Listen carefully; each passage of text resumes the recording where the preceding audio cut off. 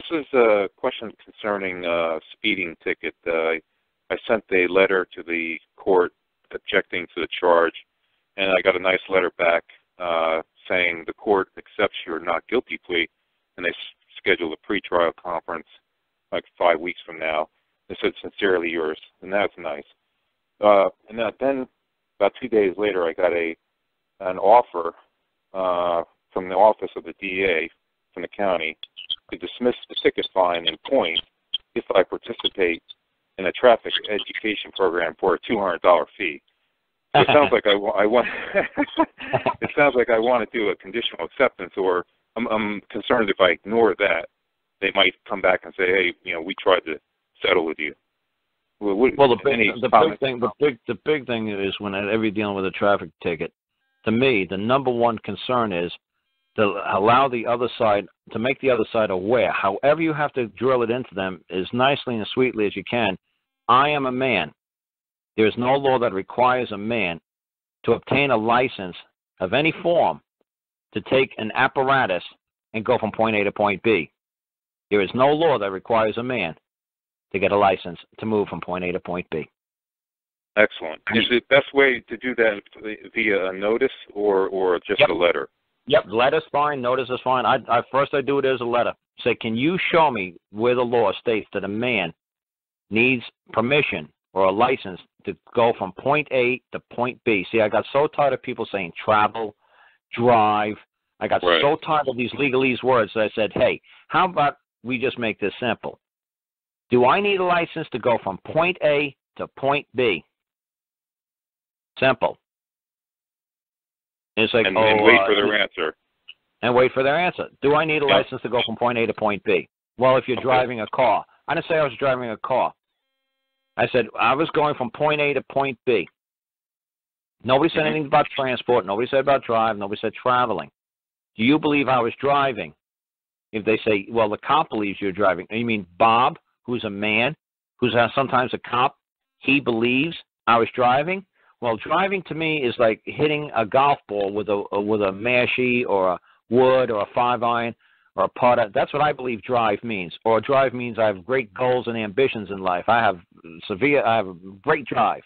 Now, if he believes I was driving, okay, but what do you mean by driving?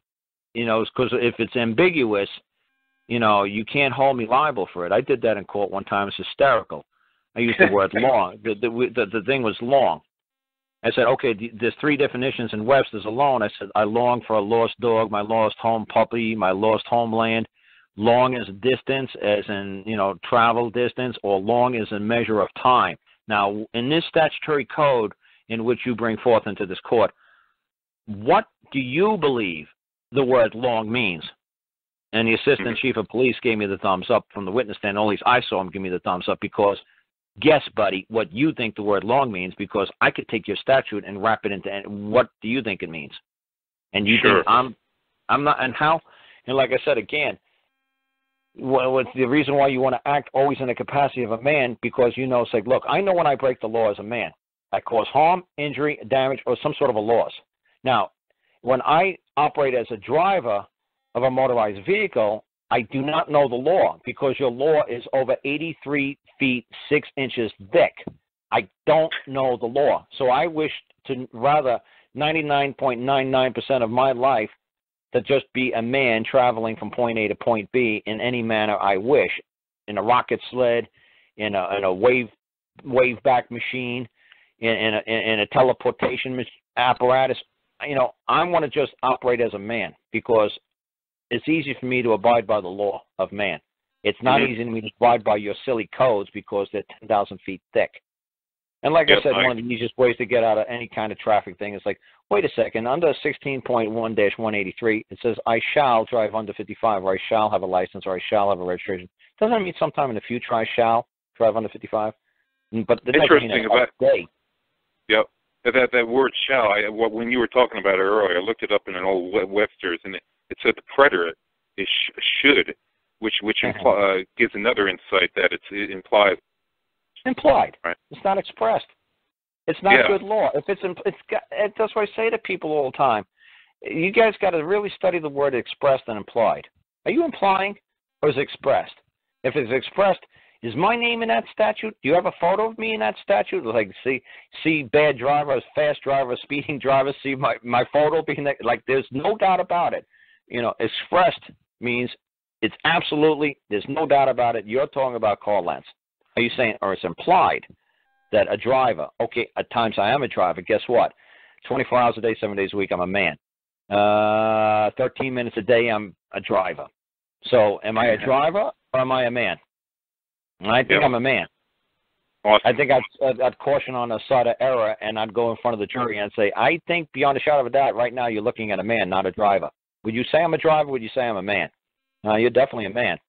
But you could be a driver. That's right, I could be, but I'm always a man. That's right. So I'm standing here as a man. I'm not standing as a driver. Yeah, see, I just love playing with their words. and do you think it would?